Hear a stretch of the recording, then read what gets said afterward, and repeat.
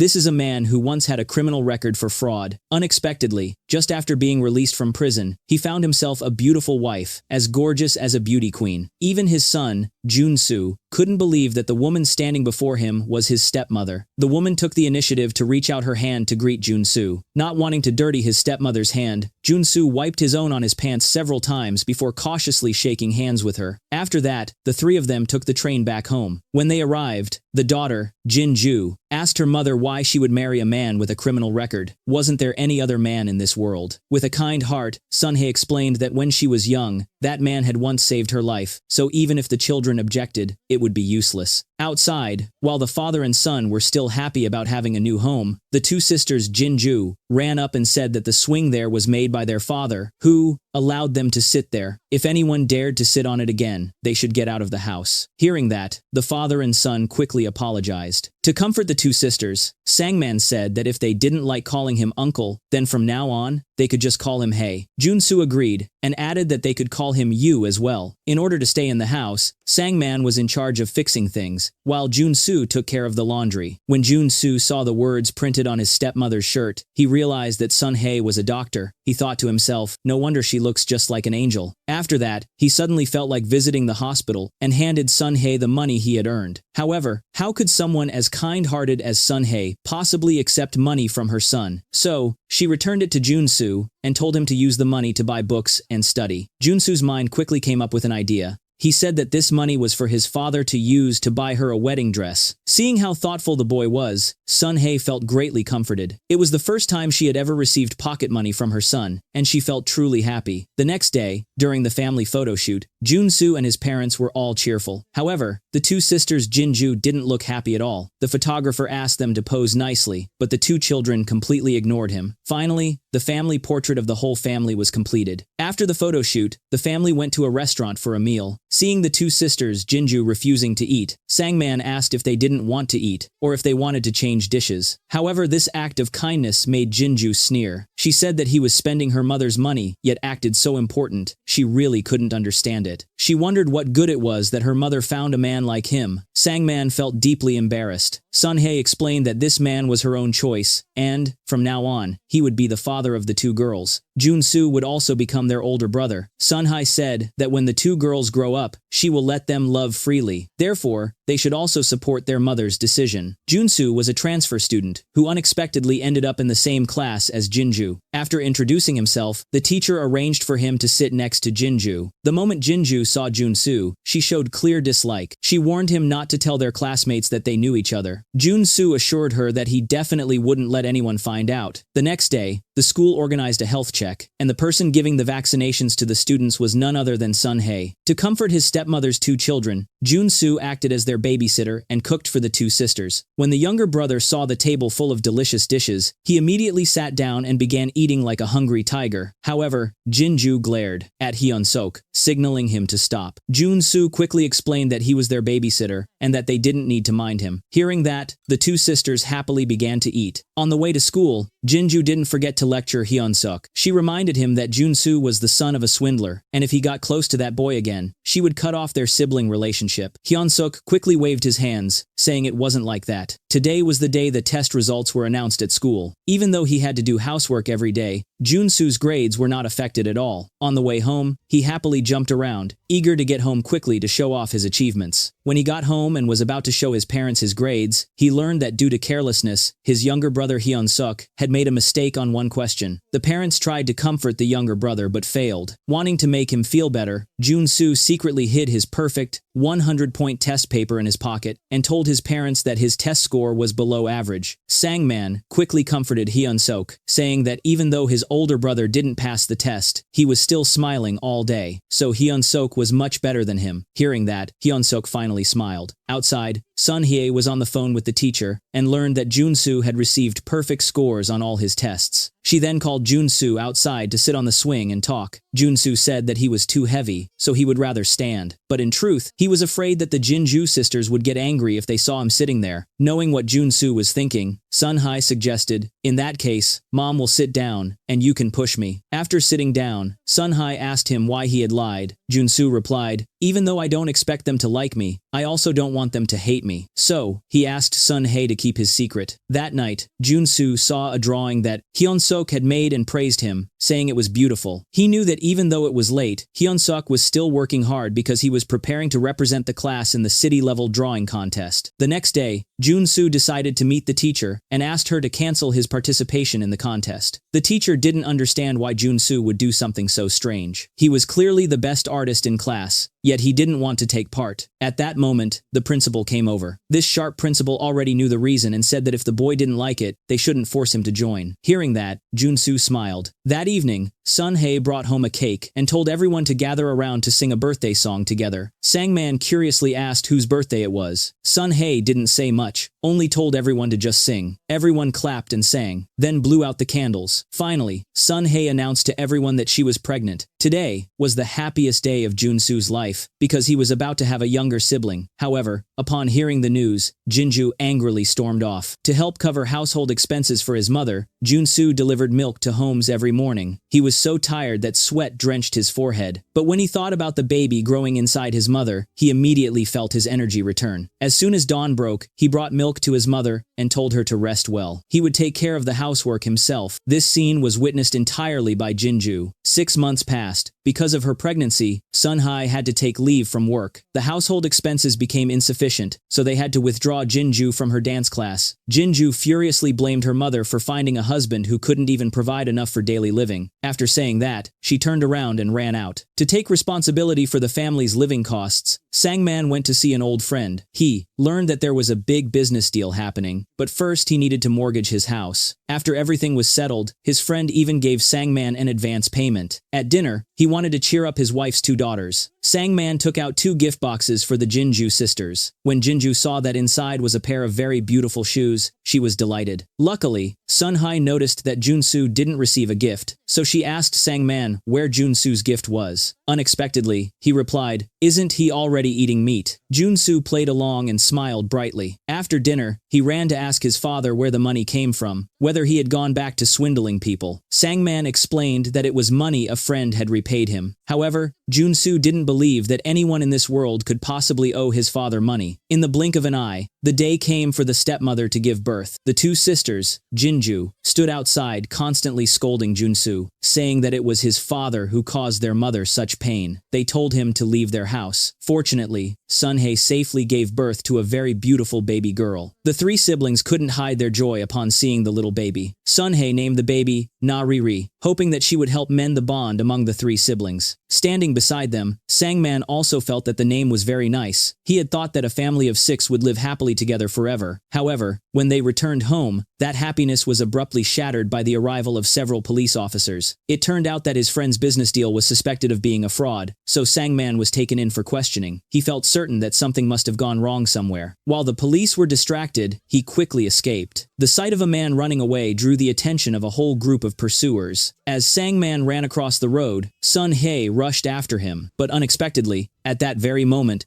a large truck came speeding by. He managed to save his wife's life but lost his own forever. The tragedy didn't end there. Because Sangman had mortgaged their house, all of the family's belongings were confiscated, including their family photo. In the end, the entire family had to move into an old, run-down rental house. Jinju threw all the belongings onto the floor and blamed her mother, saying that if she hadn't married that conman, their family would never have ended up like this. Sun Hye apologized to her daughter, but firmly stated that she did not regret her decision. Because she hadn't properly followed postpartum care, Sun Hye's lower back was in extreme pain. Jun Su, lying nearby, saw everything. To make a living, Sun Hye carried her baby on her back while working at the vegetable market. Understanding her hardship, Jun Su came every day to help. However, just after he left, Sun Hye suddenly collapsed. At the hospital, the doctor said that she had fainted from overwork and needed a long period of rest. Looking at his mother lying on the bed, Jun Su quietly made a decision. The next day, he used the money he had earned to go to the pharmacy and buy several kinds of medicine for postpartum recovery. That evening, he also bought beef for the Jinju sisters. Seeing his 2 younger sisters eating happily, Jun Su felt deeply sad. At that moment, Sun Hye had returned home and saw a box of medicine along with a letter. In the letter, it was written, written, "I'm sorry for leaving without saying goodbye. I'm truly sorry. Please see this box of medicine as a gift from your bad husband to you. You loved me wholeheartedly and treated me like your own son. I am truly grateful." At the same time, Jun Su was sitting on a bus, leaving town. He planned to continue selling medicine with the uncle he had worked for before. In the blink of an eye, several months passed, and every month, Jun Su sent money home without fail. Today, Sun-hee brought a savings book to the bank, hoping to ask about the origin of the money inside. This was surely the most pitiful child among all Korean dramas. His father had just been killed in a car accident a few days earlier, and not long after that, his stepmother fell asleep in his arms forever. It turned out that not long ago, thanks to the bank, Sun-hee had found the place where Jun Su was working. As soon as she arrived, she scolded him for running away from home. Even though he was being hit, Jun Su still felt very happy, because for the first time in his life, he was being scolded by his mother. So this was what it felt like to be disciplined by her. After that, he immediately hugged his mother tightly and said, "I was wrong. Mom, I was wrong." Seeing this, Sun-hee stopped hitting him, hugged him, and burst into tears. Then, the two of them said goodbye to the uncle and went home together. But no one could have imagined that this would be the last time Jun Su was by his mother's side. The two leaned their heads against each other and fell asleep.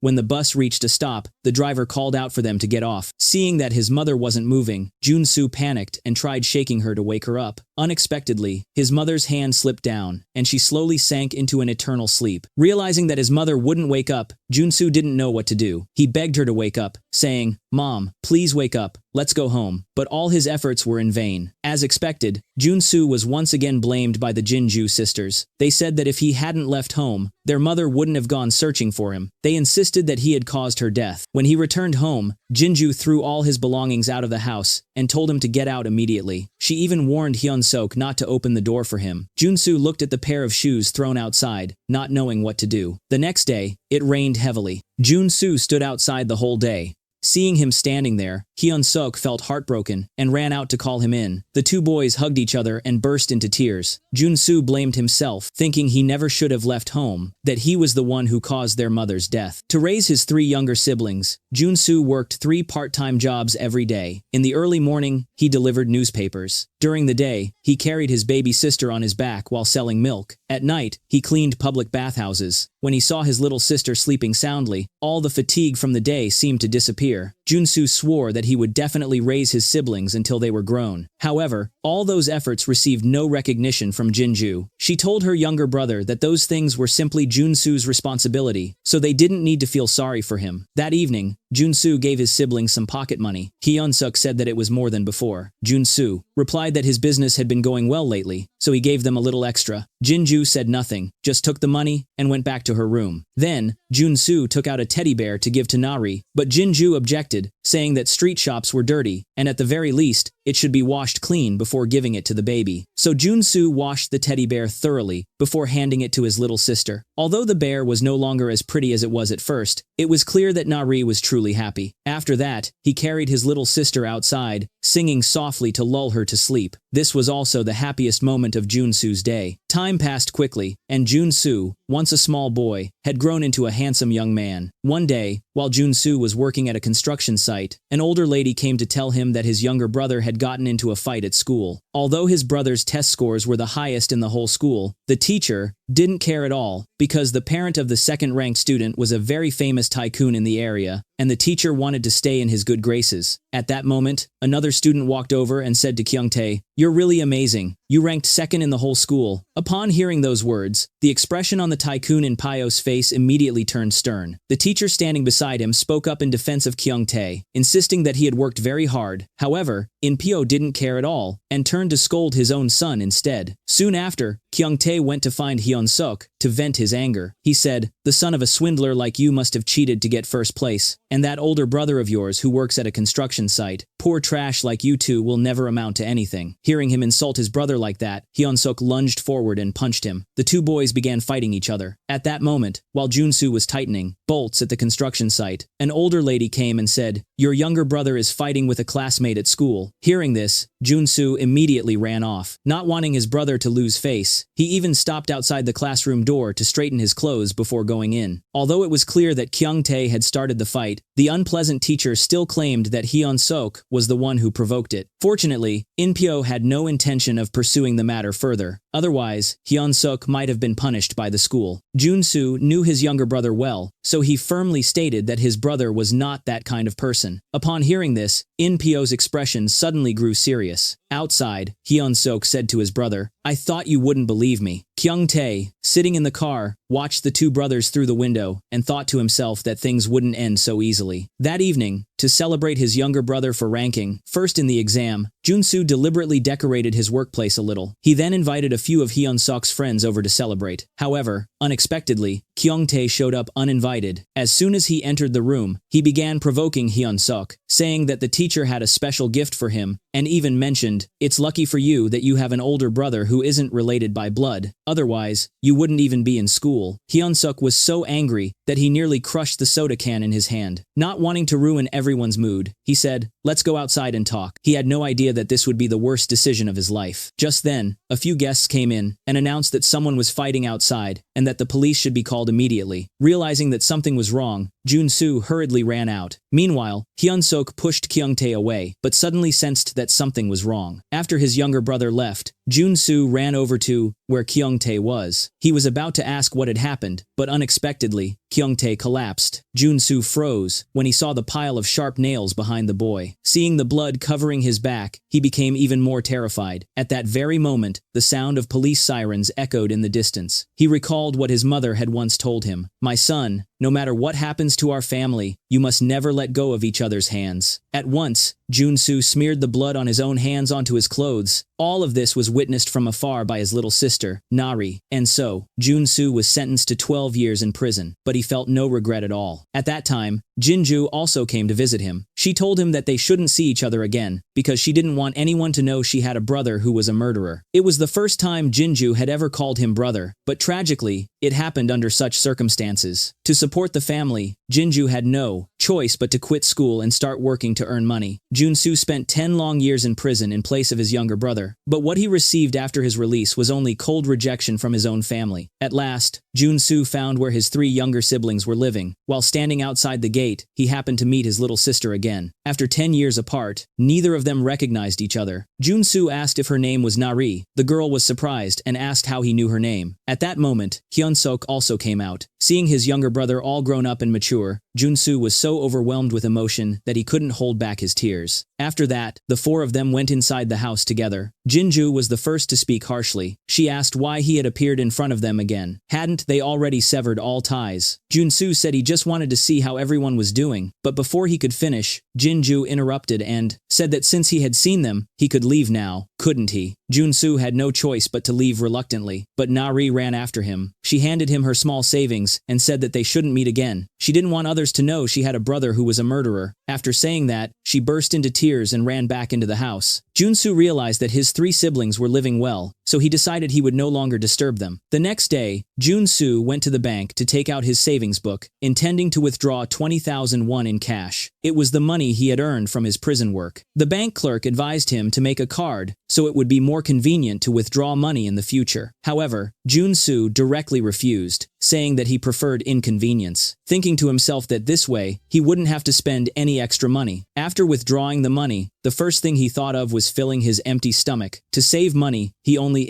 ordered the cheapest kimbap and drank the free soup. He kept eating until the shop owner grew annoyed, and only then did he stop. However, to make himself feel full, he picked up the water jug beside him and poured glass after glass, gulping it down. After that, he took a bus to look for a job. Perhaps because his stepmother had died on a bus, the moment he got on, Jun Su began to feel nauseous. In the end, he had to get off and vomit everything he had just eaten. He then pulled himself together and went to the place where he had applied for work. However, when the lady in charge learned that Jun Su had been in prison, she didn't even wait for him to explain. She simply said she had already found someone else and told him to go home. As Jun Su wandered aimlessly down the street, unsure what to do, he happened to meet an uncle at the market. The man introduced him to a job moving clothes at the marketplace. Just as Jun Su resolved to work hard, he was accidentally hit by a car. The young woman hurriedly got out of the car and asked if he was okay. Jun Su assured her that he was fine. Even after being hit, he quickly stood up and continued working, because this was his first job, and he didn't want to lose it. But Jun Su had no idea that this woman would end up entangled with his life forever. The next day, while Jun Su and the uncle were transporting clothes for the shop, they happened to run into the same woman who had hit him the day before. After hearing the uncle talk, Jun Su realized that this woman was actually a very influential figure in that shopping center. She not only knew 8 different languages, but also owned many large clothing stores like this one. Hearing that, Jun Su was utterly astonished. However, the uncle immediately objected, warning Jun Su not to be bewitched by her appearance. He explained that everyone around here called her the devil. To customers, she seemed like an angel, but to her employees, she was extremely strict. No one had ever lasted under her management for more than a month. Even so, Jun Su didn't believe what the uncle said. He thought that if he ever had the chance, he would like to follow her and learn something from her. That chance came unexpectedly and quickly. This man, who had taken the blame and spent 10 years in prison for his younger brother, was later driven out by his own family after being released. Left with no other choice, Jun Su had to work hard to survive. No matter how exhausting the labor during the day, every night he would go to visit his siblings, and in those moments, he felt true happiness. The next day, when Jinju went outside to get the newspaper, she saw bottles of milk and fruit placed near the gate. Without thinking much, she knew they were gifts from Jun Su. She picked up the watermelon and smashed it on the ground to show her anger. At that moment, Hyun Sok also came out. The moment he saw it, he knew these were things sent by Jun Su. To stop Jinju from wasting food, he picked up the box of milk from the ground and said he would take it over to give to the elderly neighbor. They had no idea that Jun Su had worked so hard to afford those gifts. At that moment, a customer came to Dozi's store and asked her to shorten a pair of pants. Unfortunately, the seamstress suddenly had a stomachache and had to leave. While Dozi was troubled, unsure what to do, Jun Su, who was standing nearby, offered to give it a try. His words left Dozi momentarily speechless. She was skeptical about what he said. But then, Jun Su demonstrated his skill. His precise and professional movements amazed everyone. He even finished the job half an hour earlier than promised, and the customer was very satisfied with the result. After the job was done, Dozi brought him a drink to thank him and asked how much he wanted to be paid for the day. To her surprise, Jun Su refused to take any money. He said he hoped to work at her store. He told her that every day he saw her speaking different languages with customers, and he wanted to learn from her. However, Dozi thought it would be inappropriate for a man to work in a woman's clothing store, so she said it would be better for him to just take the payment. But Jun Su insisted. He only asked for 1 day to prove himself. If he failed, he would give up. Dozi could only nod in agreement to his request. The next day, when Dozi arrived at the store, she saw customers being attentively served and felt very pleased. She had finally found an employee who met her expectations. At the end of the day, Jun Su went to ask Dozi if he could come back to work again tomorrow. Unexpectedly, Dozi told him that he had been officially hired. After all, who could refuse such a skilled employee? A few days later, Dozi discovered something unusual. That day, just like always, after finishing his meal, Jun Su returned to hand the receipt to Dozi. She noticed that he never spent more than 5,000 won on any meal, and each time, he chose the cheapest kimbap on the menu. This made Dozi very curious. She told him that occasionally spending more than 10,000 won wasn't a problem. Besides, his skills were exceptional, and his sewing technique was outstanding. So why did he have to be so hard on himself? But Jun Su simply said, "Can I choose not to answer that?" That only made Dozi even more curious. If someday she found out that she had fallen for a man who was once convicted of murder, how would she react? One day, a married couple happened to walk past Dozi's store. The wife saw the beautiful clothes on display and asked her husband to buy her an outfit, saying that she hadn't bought any new clothes in 3 years. Unexpectedly, the husband became furious and scolded her, saying that since she already had a child to carry around, she didn't need new clothes. Understanding the woman's feelings, Jun Su took out an outfit and told her it was a gift for mothers. He explained that the clothing had minor defects, so there was no need to pay for it. Dozi quickly rushed over and asked what he was trying to do. To her surprise, Jun Su quietly told her that the cost of the outfit could be deducted from his salary. The husband standing nearby sensed something was wrong and angrily grabbed Jun Su by the collar. Seeing what was happening, Dozi quickly called the police. However, before Jun Su could even explain, the husband punched him hard in the face. Convinced that Jun Su and his wife were having an affair, Dozi tried to run over and stop him, but the husband shoved her aside and continued beating Jun Su. No matter how much the man punched and kicked, Jun Su didn't fight back. Fortunately, the police arrived in time to stop the altercation. The officers asked Jun Su if he was okay and said they would take the husband to the station, wondering aloud how someone could assault another person. person, so recklessly. Hearing that Dozy intended to press charges, Jun Su quickly said, "I'm fine. There's no need to go to the police station." Afterward, he still handed the outfit to the woman as a gift. Uncle Manzone was puzzled as to why Jun Su acted that way. In truth, Jun Su was afraid that his criminal record would be exposed. Later, Dozy brought some medicine to treat his injuries. But when her fingers brushed against his jawbone, Jun Su suddenly felt nauseous. He pushed her away and ran straight outside. This made Dozy think that she must be ugly. The uncle hurried after Jun Su, asking what was wrong, thinking perhaps his head had been damaged in the fight. Helplessly, Jun Su had to tell the truth. It turned out that after 10 years without any contact with women, he now felt sick just from being touched by one. That night, Dozy asked him why he hadn't fought back. Jun Su explained that if he had retaliated, then even if the woman jumped into a river, she would never have been able to prove her innocence. Dozy looked at the man before her with quiet concern. The next day, Jun Su still arrived early to clean the glass doors at Jinju's workplace. Because of him,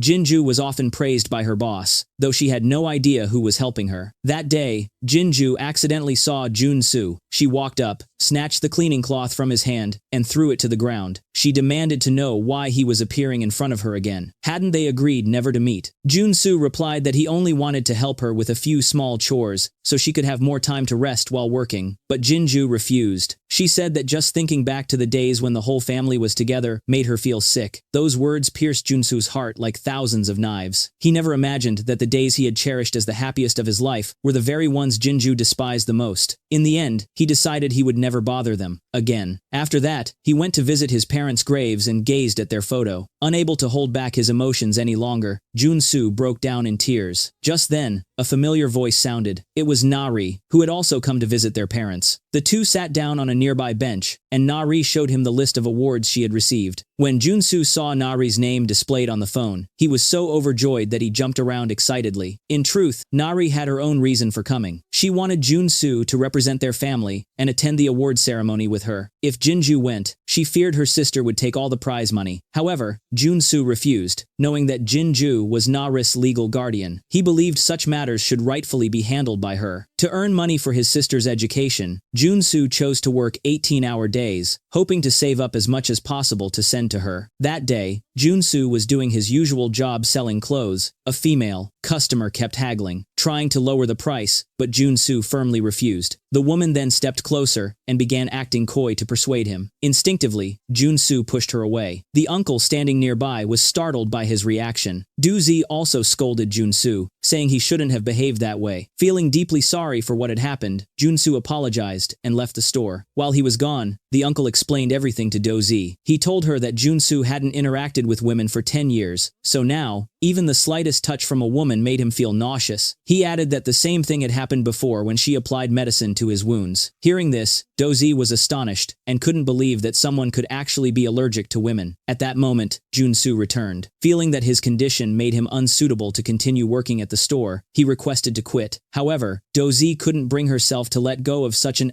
exceptional employee, so she decided she would help cure him instead. At lunchtime, the two of them went to a room to begin the treatment process. First, Dozy slowly raised her finger and touched Jun Su's hand. He immediately reacted. Seeing that his reaction wasn't very strong, Dozy reached out and held Jun Su's hand. Unexpectedly, he couldn't hold it in any longer and ran straight into the restroom, leaving Dozy alone. The next day, under Nari's persuasion, Jinju agreed to come to the company to attend the award ceremony. Unexpectedly, the company that gave the award to Nari turned out to be the company of Dozy's grandfather, and Dozy herself was also a well-known female expert. At the meeting, Jinju said she wanted her younger sister to go to college through studying, not by taking shortcuts like this. Therefore, this time, she only came to express her gratitude for everyone's goodwill. However, when Jinju found out that her sister had taken promotional photos, she asked what the advertisement's title was.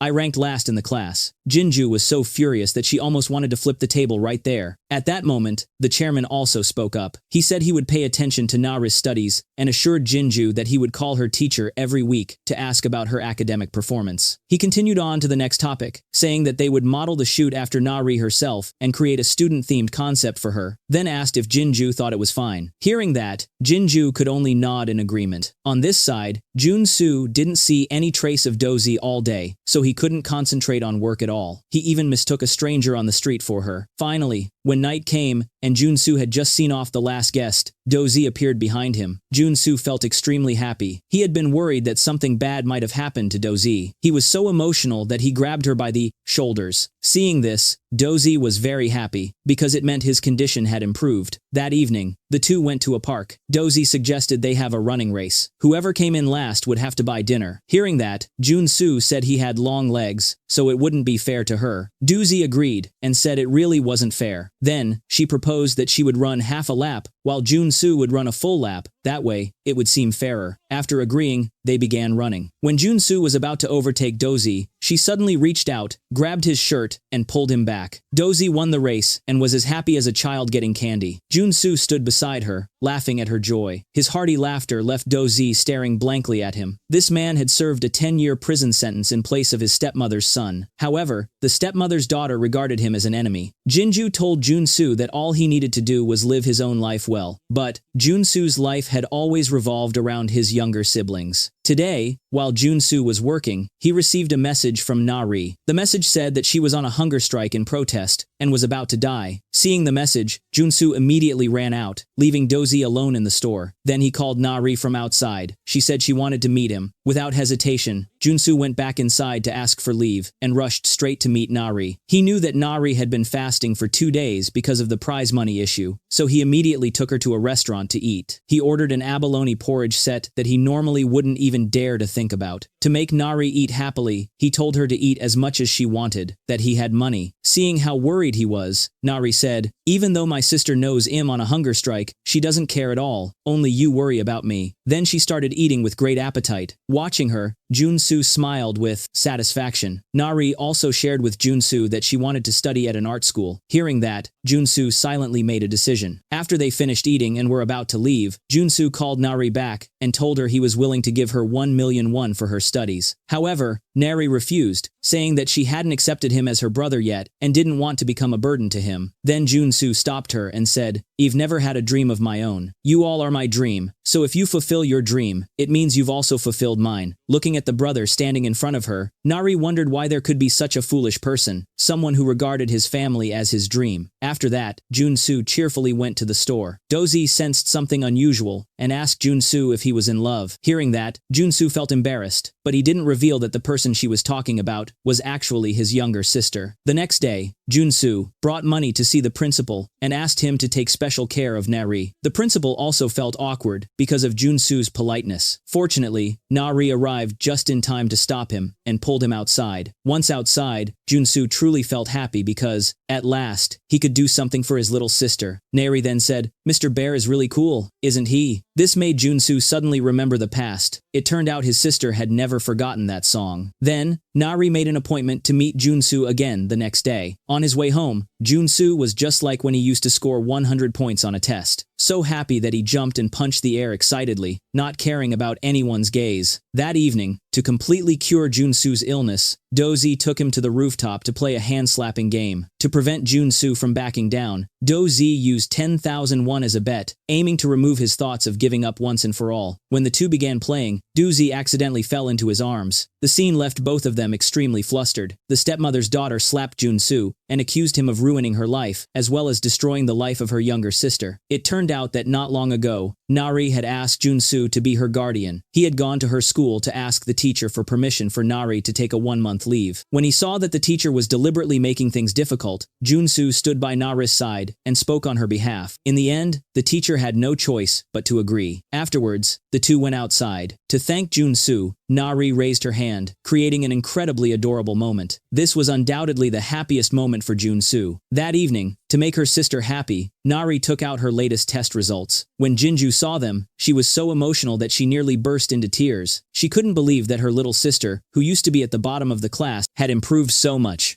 The next day, Jinju brought fresh flowers to thank the teacher. However, she found out that Jun Su had helped Nari enroll in an art school. Therefore, she decided to go to the photo studio to look for Nari. Nari, unaware of what was happening, still greeted her sister cheerfully. "Excuse me, may I ask where Nari's school bag and clothes are?" On this side, Jun Su also received a phone call from Nari, but when he answered, he realized it was Jinju. After that, the two agreed to meet at the park. As soon as they met, Jinju slapped Jun Su, She asked what gave him the right to take Nari to enroll in an art school. She criticized him, saying that if he had that much money, he should keep it for himself instead. Unexpectedly, Jun Su replied that it was Nari's dream, and that they needed to believe in her dream. If she didn't try even once, how would they ever know whether she could succeed or not? A person who has been in prison for 15 years like you, what do you even know? If she fails, that kind of pain is something an ordinary person couldn't possibly endure. What do you understand, Jun Su? I beg you. Please, I beg you, don't come and disturb our lives anymore. Jinju's words were like knives stabbing into Jun Su's heart. On his way back, he walked while crying. This scene happened to be witnessed by Dozy, a man who was usually so bright and positive. Why was he crying on the street like that? What on earth had happened? She didn't dare approach him, afraid to disturb him, so she could only drive slowly alongside him. That night, Jinju recalled the words she had said to Jun Su and felt heartbroken. She decided to find her close friend, to share her pain. Under the influence of alcohol, the two went too far. The next day, Jinju pretended as if nothing had happened. She said that it was simply because she had been feeling hurt, and he happened to be there at that moment. Nothing more, and he didn't need to think too much about Tet. The friend was also deeply hurt by Jinju's words. In another place, Nari felt very worried because Jinju hadn't come home all night. So she called Jun Su and told him that Jinju had found out about her enrollment in the art school. Jun Su already knew about it and thought that for now, they shouldn't contact each other anymore because it would only make Jinju angry. After that, Nari took the initiative to meet Jinju. She even apologized to her sister, expecting to be scolded. However, Jinju remained calm and said that she already knew and told Nari to go home. That night, Jinju went into Nari's room. Looking at her younger sister sleeping soundly, she felt heartbroken. Then she picked up the phone on the table. Jinju accidentally saw the text messages between her sister and Jun Su. In the messages, Nari wrote, "Do I really need your permission before I can talk to him?" And Jun Su replied, "For now, let's stop messaging, because I won't be replying." In her heart,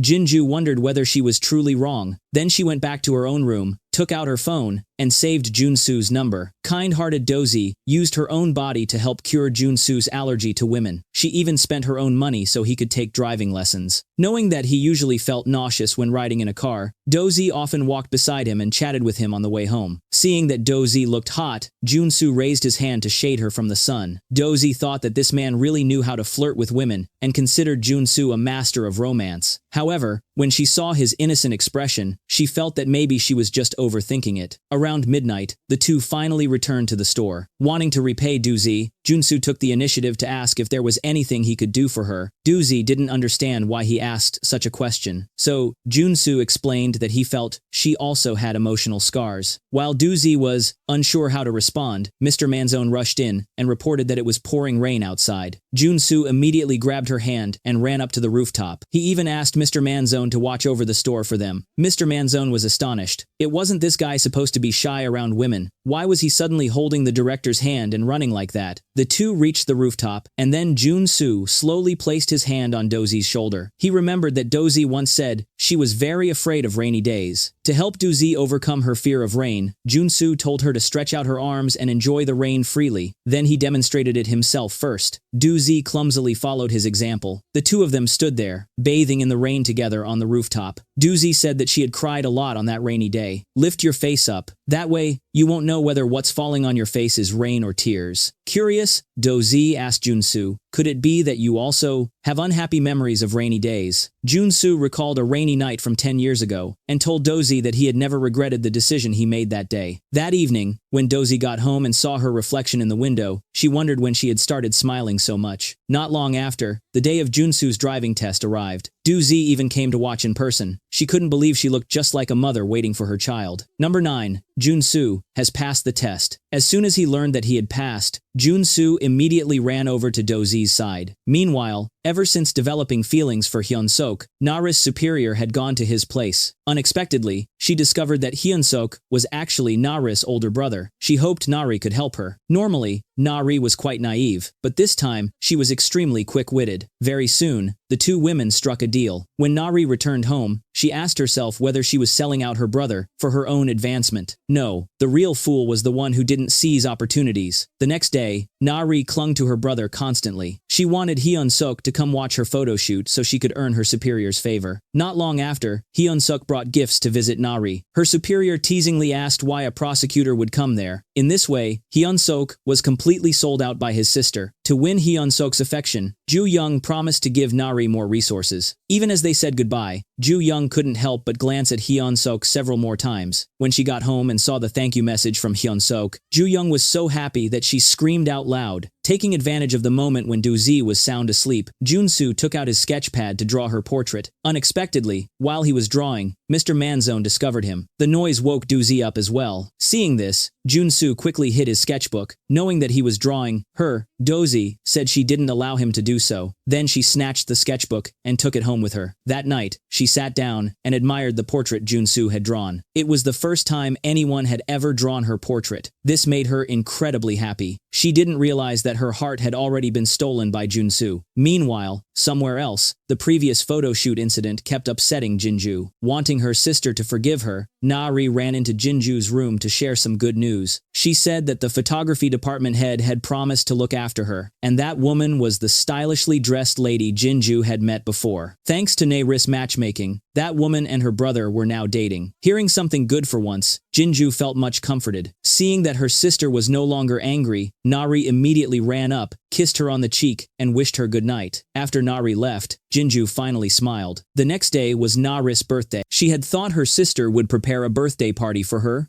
but when she saw a table full of vegetables, Nari got angry and stormed off. After Nari left, Jinju asked her brother where Nari's birthday present was. Hyun-suk just smiled without saying a word. On this side, because she wasn't satisfied with yesterday's drawing, Do-zi asked Jun Su to draw another one for her. While he was deeply focused on sketching, a text message suddenly arrived, breaking the atmosphere between them. That evening, when Nari returned home, she saw a table full of delicious food, along with a birthday cake. It turned out that her sister hadn't forgotten her birthday after all. Suddenly, the doorbell rang. Jinju said, "Maybe the gift I prepared for Nari has arrived." While everyone was wondering what Jinju's gift might be, Jun Su walked in. Earlier, Jun Su had suddenly burst out laughing, but right after that, he began to cry as he looked at his phone. His boss, who was nearby, didn't dare to ask what was wrong. It turned out that Jinju had sent him a message telling him that today was Nari's birthday and inviting him to come home for dinner. It had been 10 years since he last came home for a meal. When he got home, the four siblings joyfully sang happy birthday to Nari. Jun Su recalled the times when they were children, how they used to celebrate birthdays together like this. As he thought about it, tears began to fall. Then Jinju handed him a pair of chopsticks, perhaps her way of acknowledging him. Nari also reached out her hand, asking for her gift. Jun Su's present was a portrait he had drawn of her as a child. Nari was deeply moved. She said that this was the only thing that could preserve the image of her younger days. When she was little, she had lied to her friends, saying that their house had burned down, which was why they no longer had any family photos. Jinju immediately comforted her, saying that Nari was the one their mother loved the most. Jinju also recalled that when they were young, while they were planting flowers, their mother had sprayed them all with a hose. That day had been truly joyful. Then she told everyone to hurry up and eat. Jun Su took a sip of soup, but couldn't stand it any longer. He immediately ran into the bathroom. Inside, he hid and cried silently. Outside, Jinju said that if Hyun-suk felt uncomfortable, he could go upstairs. Unexpectedly, Hyun-suk said he wanted to wait for Jun Su to come back so they could eat together. A moment later, Jun Su came out again. To ease the awkward atmosphere, he started eating like crazy. He praised Jinju's cooking, saying it tasted just like their mother's. The four of them sat together, laughing happily as a family. After the meal, Jinju even brought out some desserts. Nari knew her brother still had to leave soon, so she felt sorry for him. She told him to stay the night, only worrying that her brother and sister might not want that. But, unexpectedly, Hyun-suk also told Jun Su to stay. Nari added that it had already been 10 years since he last slept at home. In the end, Jun Su couldn't hold back anymore and burst into tears in front of everyone. Meanwhile, Do-zi, worried, called Jun Su. "What did you say? Speak louder." "Director, I'm sorry. I won't be able to return to the store tonight." Hearing that, Do-zi thought Jun Su was with another woman, and she felt extremely uneasy inside. That night, Nari carried her pillow into Jinju's room, wanting to sleep with her sister for the night. She asked whether she could continue calling Jun Su her brother from now on. Jinju said nothing and just turned away, but Nari could feel her sister's feelings. Finally, Jinju had let go of the burden in her heart. On the other side, Jun Su quietly covered Hyun-suk with a blanket. It was something he had always wanted to do. But unexpectedly, Hyun-suk wasn't asleep. He was lying there, recalling the happy memories they once shared as brothers. The next day, while seeing Jun Su off, Jinju said that if it hadn't been for that incident, they wouldn't have become like this. She explained that she had done it only to punish him, but she realized that feelings like these couldn't simply be controlled by the desire to punish someone. To repay the kindness and care her brother had given her, she agreed to return him to his younger siblings, saying that he could come home once a week for a meal. After Jinju left, Jun Su was so happy that he cried. He had waited far too long for this moment. Meanwhile, since Jun Su hadn't come back the previous night, Do-zi had become completely absent-minded. When you find yourself caring too much about someone, don't be surprised. It might mean that you've already fallen in love with them. That day, when Jun Su arrived at the store, Mr. Manzone told him that Do-zi was angry. He wanted to call her to explain, but she refused to answer. Mr. Manzone asked him what he had done the night before, but Jun Su said that he wanted to explain everything to Do-zi first. Late at night, Jun Su finally waited until Do-zi arrived at the store.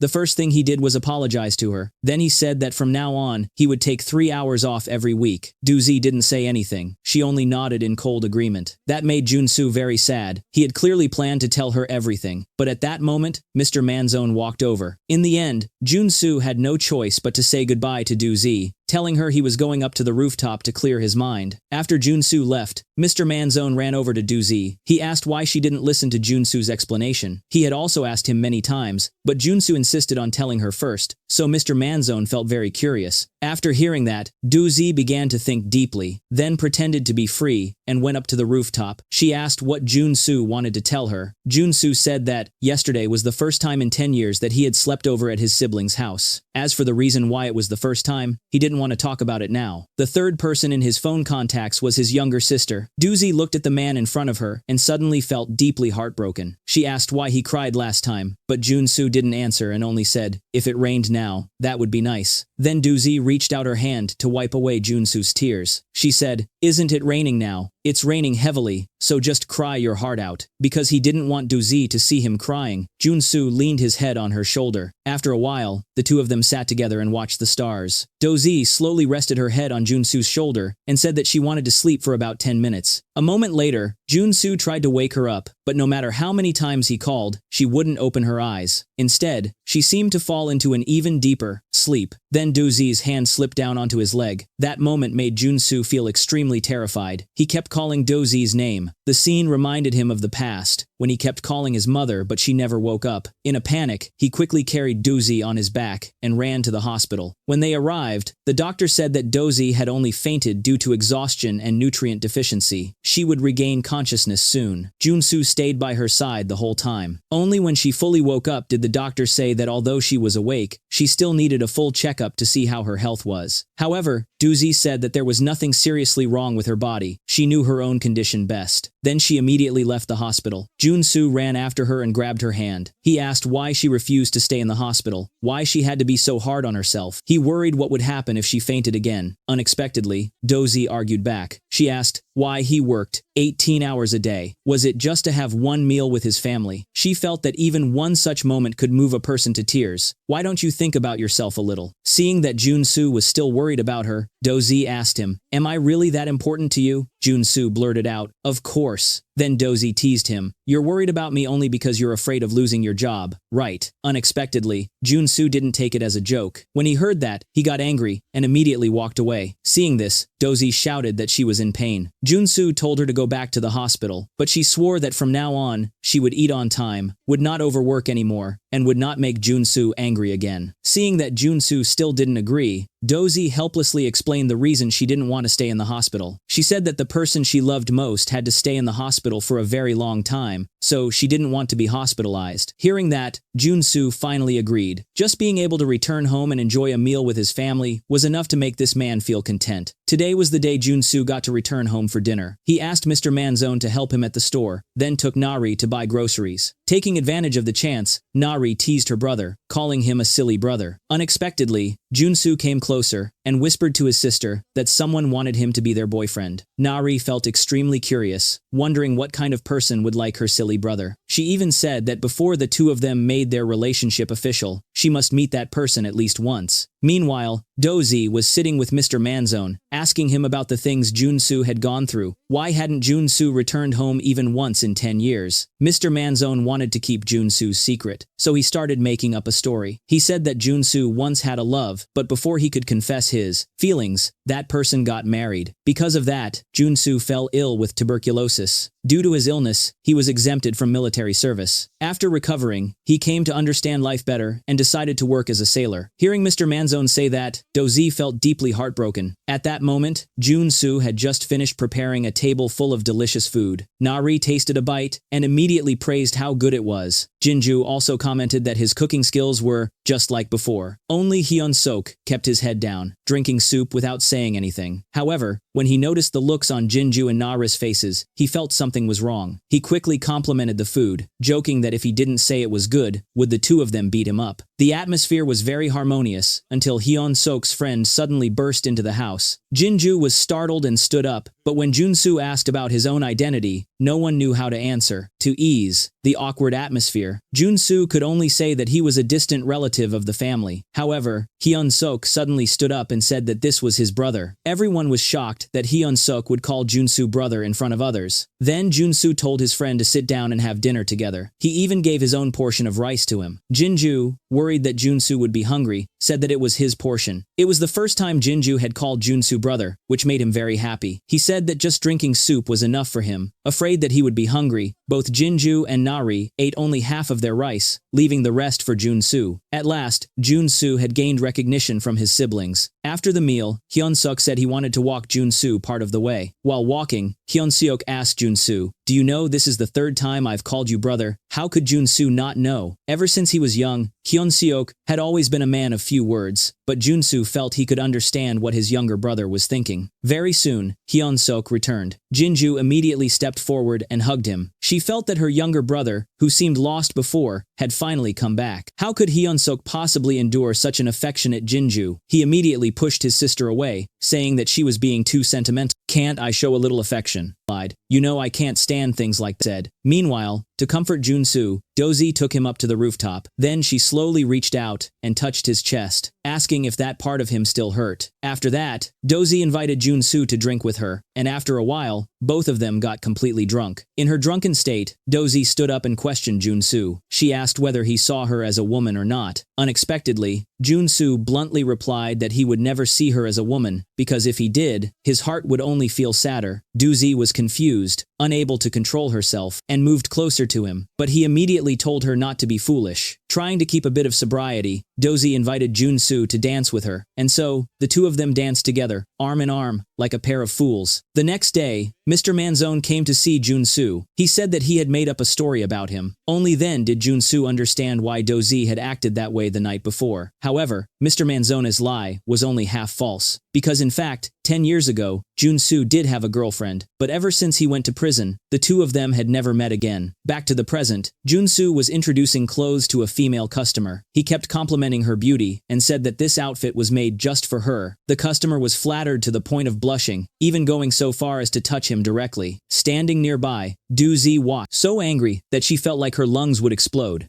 Before leaving, the customer even invited Jun Su to go to a bar with her. After seeing the customer off, Jun Su turned around and saw Dozy's expression, as if she wanted to devour him alive. She slowly walked toward him and asked how he could deceive a customer like that. Jun Su explained that she had already tried on the clothes, and he was only giving his opinion. Hearing that, Dozy said nothing more and turned back to the cashier counter. That evening, Dozy went to see her stepmother. She asked what it felt like to be in love. Her stepmother replied that being in love feels like being struck by lightning, unavoidable, coming suddenly and unexpectedly. Hearing that, Dozy immediately panicked. She made an excuse that she had something to do and had to return to her room. However, once she was back in her room, she just sat on the floor, thinking about that feeling. But no matter how much she thought, the only person in her mind was Jun Su. She reminded herself to stay calm. After that, Dozy drove to the store. She asked Jun Su to meet her on the rooftop and said that in all her 28 years, she had never experienced the feeling of being struck by lightning. But after meeting him, everything changed. Just because of one phone call from him, she immediately rushed over, and it it was also because of him that she couldn't sleep. Hearing that, Jun Su turned away. He didn't want to listen any further. Doozy still wanted to try one more time. She said that she knew there was still a love in his heart that he had held onto for 10 years. Perhaps 10 years wasn't enough for him to forget her, but she was determined to find a way to enter even a small corner of his heart. She declared that from now on, she would be the woman to step into his heart. This man, who once had a criminal record for murder, was rejecting the confession of a beautiful young lady because he feared she would discover his secret. However, Doozy had no intention of giving up. When she returned to the store, her determination only grew stronger. Doozy announced that she would promote Mr. Manzone to a full-time employee. Then she publicly revealed her relationship with Jun Su. Mr. Manzone was astonished and couldn't believe that these two had become a couple. Hearing that, Jun Su also felt embarrassed and walked outside. After Jun Su left, Mr. Manzone asked Doozy, "He has nothing in his hands. What exactly do you see in him?"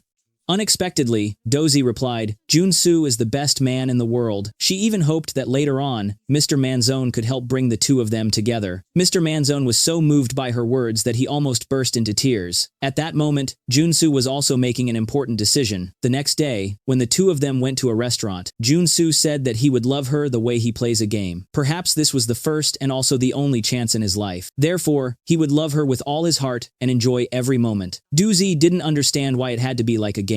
Jun Su said that one day, she would definitely come to hate him. Before that day came, he was determined to love her with everything he had. That evening, the two of them chose to go to the cinema for a date. Doozy deliberately picked a horror movie to create some excitement. She intended to use the movie as an excuse to snuggle into Jun Su's arms, but unexpectedly, every time there was a jump scare, it was Jun Su who screamed. So how could he even notice Doozy? After much effort, she finally found a chance and decided to lean into his embrace. Jun Su was so shocked that he didn't know how to react, since it was a comedic scene at that moment. But Doozy didn't care about any of that, and Jun Su now understood her intention. He slowly placed his hand on his girlfriend's shoulder. At the same time, something was happening on Jinju's side as well. Because of her previous mistake, things had now reached an irreparable point. She collapsed to the ground, feeling hurt and questioning herself. She hadn't done anything wrong, so why did they have to treat her like that? What exactly had she done to deserve such a harsh punishment? Nari, standing outside, heard everything Jinju said. She had never seen her sister break down like that before. After that, Nari went to the place where Jun Su worked. She told him about Jinju crying the previous day, filled with worry, because she was truly afraid that something serious might happen to her sister. Jun Su comforted her, saying that maybe Jinju was just in a bad mood, so she locked herself in her room and cried alone. Hearing that, Nari let out a sigh of relief. Unexpectedly, the next day, Jinju asked to meet Jun Su to talk. As soon as they met, she kept criticizing him, saying that everything was his fault, all of it was because of him. "If I hadn't treated you that way, hadn't been so cruel to you, things would have been different." After saying that, she turned the blame on herself, thinking that she didn't deserve to have love. Seeing his sister like that, Jun Su worriedly asked what had happened. However, Jinju had no intention of telling him that she was pregnant. She only wanted to see the man she loved. Meanwhile, Ju Young used a GPS tracker to investigate his whereabouts. Today, when she checked the device, Ju Young found out Hyun Suk's location. She decided to go meet him. Meanwhile, Hyun Suk was preparing with his colleagues to capture a fugitive criminal. Just as he was about to stand up and carry out the plan, Ju Young suddenly appeared, ruining his operation. The criminal immediately sensed that something was wrong. He quickly smashed a wine bottle and grabbed Ju Young. Seeing the situation turn dangerous, Hyun Suk panicked. He hurriedly said that Ju Young was someone he was getting to know, and that they were only there to have a drink. They didn't know anything about what was happening. However, the criminal refused to listen to his explanation. He was certain that they had come to arrest him. Hyun Suk said that he wanted to exchange himself for the hostage, then slowly moved toward the criminal. Unexpectedly, the man went berserk. Ju Young was injured and immediately lost consciousness. Hyun Suk quickly called for an ambulance. Very soon, Ju Young was taken to the hospital. When her family heard the news, they rushed over right away. As soon as they arrived, without caring who was right or wrong, they started scolding Hyun Suk. Ju Young's mother asked why he was with her and why he hadn't protected her. Hyun Suk's colleague standing nearby couldn't hold it in anymore. He said that it was obvious she had rushed in on her own while they were in the middle of an operation. They knew that Ju Young was injured in the heart, but the exact condition would only be clear after the surgery. Her mother immediately collapsed to the floor, crying loudly. At that moment, Doozy also arrived at the hospital. The moment Hyun Suk saw her, he froze. He had no no idea that Duzi was actually the granddaughter of the BI group. A while later, the doctor came out and announced that the surgery had been a great success. The wound had stopped just 1 millimeter away from the internal organs. Everyone let out a sigh of relief. That evening, worried that something might have happened to Duzi, Jun Su decided to go to the hospital. Unexpectedly, when he arrived, he ran into Hyun-sok. Just as he was about to greet him, he saw Dozy walking toward his younger brother. The moment he saw the two of them shaking hands, he couldn't help but feel surprised. Could it be that his younger brother liked Dozy? At that moment, Jun Su decided to leave. Walking alone along the wide street, he felt an overwhelming loneliness. Meanwhile, just as Jun Su had suspected, Hyun-sok was confessing his feelings to Dozy. He expressed that he didn't want to just be friends with her, but wanted to pursue her as a man. Dozy asked, "What about Ju Young? She loves you very much." But Hyun-sok also emphasized that everyone has the right to freedom, and she too has the right to pursue the person she likes. The next day, Hyun-sok secretly went to Dozy's store and happened to meet his older brother, who was working there. The two brothers then went to a restaurant together to talk. Jun Su asked his younger brother what he was doing there,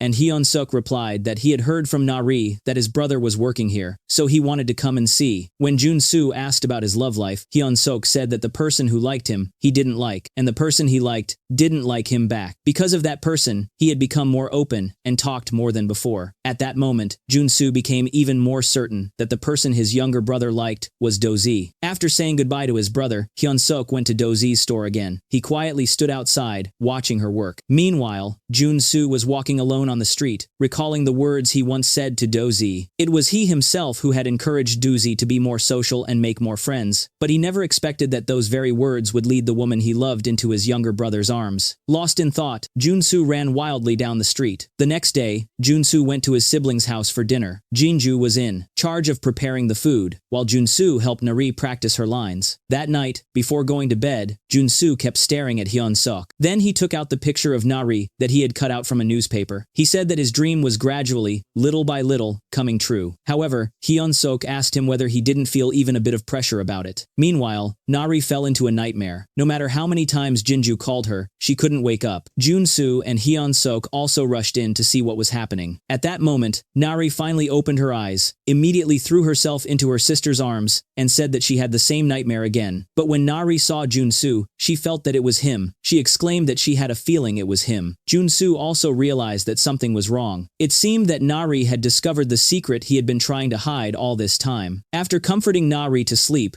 Jun Su heard Jinju say that on that night, people had found Nari fainted at the scene. Jun Su began to feel uneasy. He was afraid that Nari's memory was gradually coming back. On the way back, Jun Su decided that during this time, he would not return home anymore, because every time Nari saw him, she suffered. He thought it was best for her not to remember that part of her memory. Unexpectedly, when Hyun-sok heard this, he punched Jun Su straight in the face. He said, "Do you want to keep being a good person forever?" Jun Su admitted that he shouldn't have come to find them, but Hyun-sok firmly said that it wasn't his fault. Would it mean that if he hadn't appeared, Hyun-sok wouldn't feel guilty anymore? Hearing that, Jun Su immediately raised his hand and punched Hyun-sok. He said that the person who died was killed, and it had nothing to do with him. At that moment, Hyun-sok also spoke out the words he had kept in his heart for a long time. He admitted that all this time, he had always suspected himself of being the one who hit that person. He didn't understand why Jun Su had become the one to protect him. Jun Su told his younger brother to shut his mouth immediately. Why did he want to bring up a case that had already been settled long ago? But Hyun-sok believed that the person who made Jun Su's life become like this was himself. Hearing that, Jun Su slowly let go of his hand. Could all his efforts to hide the truth over the years end up being in vain? He didn't know what he should do anymore. The next day, when she woke up, Nari didn't remember anything. Jinju and Hyun-sok also didn't mention what had happened yesterday. After saying goodbye to her two siblings, Jinju went to find her brother. Jinju wanted her brother to go with her to the maternity hospital. She had accidentally become pregnant with the son of a wealthy family. She knew very well that his mother didn't like her at all. Therefore, she decided to go to the hospital to have an abortion. However, the doctor informed her that without a family member accompanying her, he could not proceed with the surgery. Having no other choice, Jinju went outside and called her brother. She wanted her brother to go in with her, and afterward, the two went to a cafe. Jun Su couldn't stay calm as he listened to his sister talk about her situation. When he found out that the baby's father didn't even know about the child's existence, he scolded her, emphasizing that this was a human life and that the baby had every right to know everything. Jinju unexpectedly replied that when she worked at the hair salon, she heard stories like hers every single day. Now all of them were forced by their mothers-in-law to have abortions, and his mother would definitely act even more harshly than that. Jun Su could only hold his sister's hand and say that they should think about it more. Surely there would be another way. On the way home, Jun Su couldn't stop thinking about what to do. A few days later, Jun Su arranged to meet Jinju. He expressed his wish that she would keep the baby. Even if he had to sacrifice his whole life, he would protect the child. Hearing her brother's words, Jinju also began to waver. That evening, Jinju went to Hyun Sok's room. She said that, if in front of her, there were two paths, one ordinary, and the other, extremely rough and difficult, which one should she choose? She shared that even though the rough path would be hard to walk, she still wanted to choose that one. Hyun Sok said that they were both very much like their mother. Their mother had never chosen an easy life. Those words from her younger brother made Jinju even more determined in her decision. The next day, Jinju arranged to meet Chul Su's mother. Right after that, she knelt down and begged the woman to allow her and Chul Su to be together. However, before Jinju could even mention the baby, the woman threw a glass of water in her face. "I know exactly what kind of woman you are." The woman believed that Jinju had seduced her son on purpose and wanted to climb into a wealthy life. She warned Jinju not to dream, saying that she had worked hard to raise her son so he wouldn't fall into her hands. After saying that, the woman immediately stood up and left. Later, Jinju met Jun Su and told him about her meeting with her lover's mother, but the result was truly terrible. Jinju felt that the possibility of her becoming a single mother was very high. Jun Su said that he would definitely become a sailor. That way, he could take care of her and the baby in her womb. He also said that he would try to earn money so that the baby could study abroad. Hearing her brother say that, Jinju was deeply moved. That night, Jun Su asked Dozy to meet him on the rooftop. He told her about his thoughts. Dozy replied that if he left, she wouldn't know what to do. But Jun Su said that time would help her calm down. When the mind calms down, the heart also grows cold. After saying that, he was about to leave but was stopped by Dozy. Then, she slowly leaned against Jun Su's back. She hated him for being so cruel to her, but Jun Su firmly pulled her hand away, and tears streamed down his face uncontrollably. Unexpectedly, at that very moment, Hyun Suk came up to the rooftop and accidentally witnessed a scene he was never meant to see. The man suddenly realized that the girl he liked actually had feelings for his brother. That moment left him frozen in place. Jun Su didn't know how to explain. A while later, the two met in the park. Jun Su said, "Brother, forget what you just saw." He also said that he would be leaving this place soon. Hyun Suk understood why. His brother wanted to leave. He said that if the reason he left was because of him, he would never forgive him. After saying that, he immediately stood up and walked away. The next day, although Manzone tried his best to stop Jun Su, he was still determined to leave. Before going, he called Jinju to tell her about his plan to become a sailor. He also told her to take good care of the baby in her womb and promised that he would work hard to earn money to buy milk for his beloved niece or nephew. However, for someone with a criminal record like him, finding a job as a sailor was not easy. Every time Jun Su mentioned his past, the employers would bluntly reject him. But because of life, Jun Su still had to keep trying to find a job to earn money. No matter how hard it would be, he was determined to persevere until the end. Meanwhile, after hearing from Jinju that Jun Su wanted to become a sailor, Hyun Suk called him several times, but Jun Su refused to answer. In the end, he had no choice but to ask a colleague to investigate Jun Su's whereabouts. As for Dozy, she missed Jun Su so much that she developed a persistent high fever. When she finally woke up, she picked up her phone, but there were no calls from Jun Su. Although she was deeply disappointed, she still believed that he would return soon. However, before any good news could come, bad news arrived again. Because of his obsession with pursuing Dozy, lawyer Lee colluded with the Japanese side to set her up, causing her to become entangled in a plagiarism scandal. Not only did she have to face paying a large amount of compensation, but she was also scolded by her grandfather. The scandal involving Dozy was even reported in the newspapers. While Jun Su was working, he accidentally saw the news about Dozy. At that moment, he finally realized that Dozy never had a gambling-addicted father. Everything had been a lie from her. Meanwhile, lawyer Lee easily handled the case related to Dozy's plagiarism and even managed to win the favor of her family. Using a GPS tracker, Hyun Suk followed the signal to the place where Jun Su was working. When he arrived, he found Jun Su sitting alone, drinking. He asked why Jun Su had left, Why did he always make things so difficult for him? If Jun Su left, would that really make Dozy look his way? But Jun Su didn't want his younger brother to feel conflicted. It took great effort for Hyun-suk to finally call him brother. Jun Su didn't want to lose that bond, but Hyun-suk said, "If you truly see me as your brother, then give me a fair chance to compete." He couldn't understand how his brother could run away and make him into such a coward. Hyun-suk's words completely moved Jun Su, erasing all distance between the two brothers. After saying goodbye to his younger brother, Jun Su returned to that familiar shop. He didn't expect to find Dozy sitting on the sofa. When she saw him come back, Dozy was overjoyed, thinking he had changed his mind. But unexpectedly, he asked why she wasn't at home and was sitting there instead. Dozy immediately realized that Jun Su had found out she had lied to him. Yes, it was just a joke. She liked seeing him worry about her, and that was why she did it. Unexpectedly, Jun Su bluntly declared that from now on, they would no longer be lovers. Dozy could only cry and agree with him. No matter what, as long as Jun Su was by her side, it was enough for her. When a chairman of a wealthy conglomerate personally lowers himself to become the agent of a high school girl, what kind of story would that be? Today, Ju Young brought Nari to the company to meet the chairman. Thanks to Nari's outstanding performance and Ju Young's dedicated guidance, everything was going smoothly. The promotional magazine titled "I'm the Last from the Top" featuring Nari achieved massive sales. "Are you up to some kind of trick? I'm not that kind of careless person," the old chairman said, that it was all thanks to him that Nari had been able to make such progress. Then, he asked her to repay him by taking him out to survey the market. Nari's cuteness and quick-witted nature made the chairman very happy. After that, the two even exchanged phone numbers. Nari wanted him to save her contact as cute girl, while she would save his as Mr. Sang-jin. The next day, the two went out to research the market again. The old chairman asked, "I treated you to sushi, and now you're treating me to this." Nari replied that she was a poor student with no money, while he was a man with plenty of it. Then she asked if the chairman had any wide connections, because she wanted to try applying to a talent agency. In response, the chairman said that he could be her agent himself. He added that he also wanted to meet celebrities in real life. When she asked whether he would take any money, he confirmed that of course, work must be paid. He would take 40%, and she 60%. She immediately refused,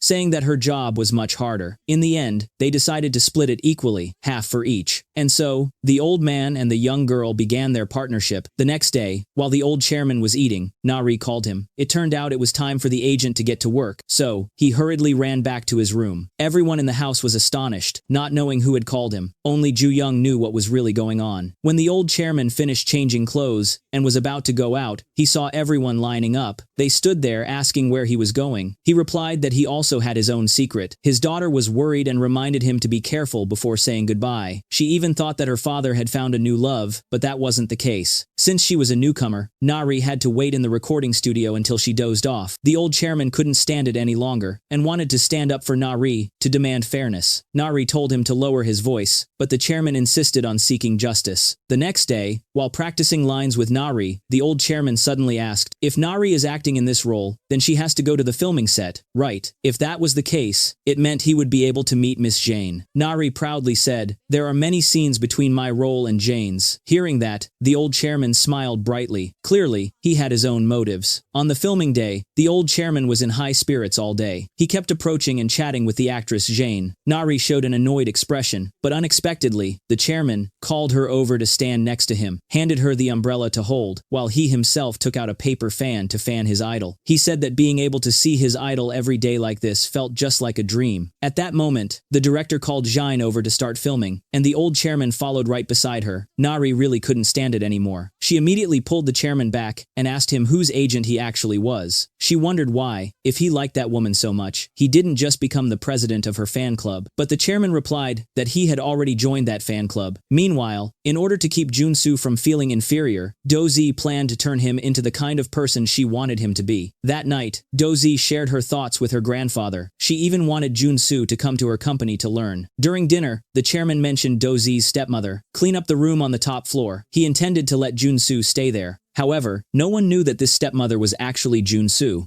She had once been a wealthy young lady, but Du Zi fell in love with a man who had a criminal record for murder. For that reason, she decided she would help him change. Today, Du Zi brought Jun Su to meet a woman, hoping he would become her student. This woman had held a fashion show in Paris at the age of 20 and was now one of the top fashion designers in Korea. However, she didn't want to take Jun Su as her apprentice. She called herself a genius and said she hated ordinary people. After saying that, she told Jun Su to go make her a cup of coffee. Jun Su went to the coffee station, looked at everything on the table, and didn't know what to do. The woman then told him to come back tomorrow to study. This action was considered an indirect way of accepting him as her student. That evening, to keep Jun Su from encountering her family, Du Zi arranged for him to stay on the top floor and told him to rest well so he could start learning the next day. However, as soon as she left, Jun Su was drawn by a sound from outside. When he went out, he saw the old chairman. This was the second time they had met. As soon as Jun Su opened his mouth, he immediately won the old man's favor. After that, the chairman even taught him how to use a telescope to look at the stars. The next day, during the entire lesson, Jun Su only sat there drawing circles, while the teacher sat beside him playing with dolls. Occasionally, she would ask Jun Su to pour her a cup of coffee. Seeing her muttering to herself, Jun Su didn't dare say a word. Not long after, Du Zi also came to the studio. She asked the teacher whether Jun Su was also a talented person. Unexpectedly, the teacher denied it, leaving both of them feeling confused. Then, the teacher continued, saying that Jun Su didn't know how to resist. Whatever task he was given, he did it without any doubt. Hearing this, Jun Su showed a puzzled expression. But the teacher went on to explain, to be human, one must have a questioning attitude. Only then can new things be discovered. After hearing that, Jun Su suddenly understood. From that day on, under the teacher's guidance, Jun Su gradually began to find his own inspiration. At the same time, Du Zi called the teacher to ask about Jun Su's learning progress. The teacher frankly said, Du Zi doesn't need to worry so much. It won't help him improve any faster. After saying that, she immediately hung up the phone. Then, the teacher opened Jun Su's recent drawings and smiled with satisfaction. In her heart, she silently made an important decision. That night, with both of them present, the teacher told Du Zi that she had decided to take Jun Su to Paris. She also emphasized that as long as Jun Su was determined, he would definitely succeed within 3 years. However, Jun Su remained silent and did not agree. The teacher kept persuading him, stressing that this was a once-in-a-lifetime opportunity. Unexpectedly, Jun Su refused her offer. He thanked her for her good intentions, but said he could not study abroad. Du Zi couldn't understand why Jun Su wouldn't seize this opportunity. Yet, Jun Su stayed silent and said nothing. Even without studying in Paris, Jun Su believed that with his own abilities, he could still succeed. Du Zi thought Jun Su was foolish, but the real reason was something only he understood. He had tried to leave, but those days had been like living in hell for him. He didn't want to return to those painful times. This woman was facing unexpected circumstances. She was pregnant with the child of a rich heir. In order to gain acceptance from her future mother-in-law, she did not hesitate to kneel down and beg. She only hoped that the baby in her womb could have a complete family, but what she received was a splash of cold water thrown into her face by her mother-in-law. The woman even mocked her, saying she was not worthy to be her daughter-in-law. However, no one expected that this arrogant mother-in-law would, moments later, become a poor woman herself. It turned out that she had been swindled out of all her money. Jun Su came to see Jinju and said that he had thought it through. He decided to listen to his mother and would no longer get involved with her. In truth, he didn't want Jinju to suffer along with him. After saying that, he stood up to leave. The next day, Jinju went to the hospital for a checkup. When she saw the baby in her womb, she decided that no matter how difficult or exhausting it would be, she would bravely overcome all challenges. So, she brought gifts to Jun Su's house. When she saw the house covered with official seal stickers, she was terrified. Jun Su's mother thought that sight would scare Jinju away. But to Jinju, it wasn't frightening at all, because she had been used to such things since childhood. Then she knelt down and begged the woman to give her another chance. Yet Jun Su's mother remained cold, refusing to even look at her and turning away. Jun Su couldn't bear to let her suffer like that any longer. He pulled Jinju up and said that he would make her his mother's daughter-in-law. He felt deeply heartbroken. He told her she didn't have to do this, but she told him to be quiet. She even declared that she would come again. That evening, Jinju called Hyun Suk and Nari over and announced that she was going to marry Jun Su. Unexpectedly, the first person to oppose her was Nari. Because they knew what kind of person Jun Su's mother was, they felt that if their sister married him, she would surely suffer. However, Jinju remained firm in her decision. The next day, Jinju went to Jun Su's house again, but this time, the one kneeling down was Jun Su. He told his mother that he couldn't live without Jinju. Seeing that she still sat motionless, Jinju also knelt down. She said that she had a house. While Jun Su prepared prepared for his exam, she could make a living, and would also do her best to take care of his mother. Hearing that she would have free accommodation and someone to serve her, Jun Su's mother finally agreed. She even said that the lease of this house was about to expire, so they should quickly prepare for the wedding. The next day, Jun Su's mother and her friend went to the store where Jinju was working. In front of her friend, she deliberately said that she wanted to introduce her son to Jinju. She even claimed that the two of them were a perfect match, which surprised her friend, while Jinju could only nod in agreement. After leaving, her friend asked whether she really had her eyes on the store manager Jinju. Unexpectedly, she began to pretend, saying that she hated this materialistic world. She said she had met many rich girls who knew nothing. She thought it would be better to find a girl from an ordinary family instead. Her friend wondered, then what would others say? But she replied that there was no reason to care about what others thought, as long as she herself was satisfied. Her friend standing beside her could only smile awkwardly. The next day, the mother-in-law had already prepared a gift to give to Jinju. However, receiving this gift from her was not easy. She took out a bill and asked Jinju to pay for the listed items. She also announced that the wedding would be held at a 5-star hotel, and all expenses would be covered by Jinju. Jinju could only remain silent and agree. Not long after, the two families met for a meal. Jun Su kept saying that Jinju was a good person, but his mother thought that only after living together could one truly understand. Sitting beside them, Jun Su tried his best to mediate, but only Jun Su knew that Jinju was not happy. After returning to his office, Jun Su asked the teacher for help. Then, he personally designed a wedding dress for Jinju. The moment when a woman is most beautiful is when she wears her wedding dress. As Jinju's older brother, Jun Su walked his sister down the aisle. The chairman was very surprised when he realized that Jun Su was Nari's brother. Jun Su recalled the past, when his family used to be so happy, and everyone often played noisily in the yard. After all the hardships, the 4 siblings were finally able to live happily together. When he placed his sister's hand into Jun Su's hand, he couldn't hold back his tears. At that moment, Hyunseo came to comfort him, but unexpectedly, Dozy saw them. Through that, she finally realized that the two were brothers. She also understood the reason why Jun Su had distanced himself from her. After the wedding ended, Dozy asked Jun Su to meet her on the rooftop. Dozy asked him, "What exactly do you and your brother want to do? Was it because you wanted to give me up to your younger brother that you insisted on breaking up with me before?" He didn't want to compete with his brother, so he decided to let go. Jun Su said that he didn't want to hurt her, because if she ever found out the secret he carried inside, he would have no right to stand by her side. Dozy had thought she was a rich heiress, and that made Jun Su feel inferior. But once she learned the truth, she declared that she would never give up on him. From now on, he must work at the BI group and strive to earn everyone's recognition, proving his worth step by step. However, Jun Su had a criminal record, so he knew he was not worthy of someone as outstanding as her. Thus, he decided to reveal the secret he had been hiding for so long. He asked Dozy if she knew why, despite having so many certificates, he still couldn't find a job. Dozy didn't understand why he was asking that, but suddenly Jun Su knelt down. He had a criminal record for murder. Jun Su apologized for making her fall in love with him so deeply, and he kept apologizing to her. Even though she heard it herself, Dozy still couldn't believe it. She couldn't imagine that a warm person like him could be a murderer. Jun Su only said that he had killed someone and served 10 years in prison, but he didn't say that he went to jail in place of his younger brother. When Dozy heard that, she couldn't take it. Her words became panicked, and then she said she needed to calm down before continuing to talk. Then she entered the elevator, leaving Jun Su alone. He sat quietly on the rooftop and cried. On her way home, Dozy's mind was filled with Jun Su's words. Suddenly, she stopped her car, got out, and sat down crying by the roadside. Dozy didn't know whether she should leave or stay by his side. That night was a night full of pain for both of them. Jun Su didn't expect this day to come so soon. The next day, the two met in the park. Dozy told Jun Su that the killing and imprisonment were his own doing, and that he should bear the consequences himself. However, the mistakes he made toward her had still not been repaid. Therefore, he had to work even harder. Only then could he do more for her, which could also be considered a way to make it up to her. Jun Su agreed with her. Crying, Dozy said that she was afraid she might make Jun Su feel inferior, so she wanted to help him become more outstanding. That way, she would have the courage to shout to the whole world that the man she loves is such an exceptional person. But now, because of his criminal record, she had to hide him. This was not what she had ever hoped for. Jun Su said that he would use the rest of his life to atone for his sins toward her. She was the prison he could never escape from. After saying that, he intended to comfort Dozy, but as soon as he raised his hand, he stopped, because he knew that he was no longer worthy.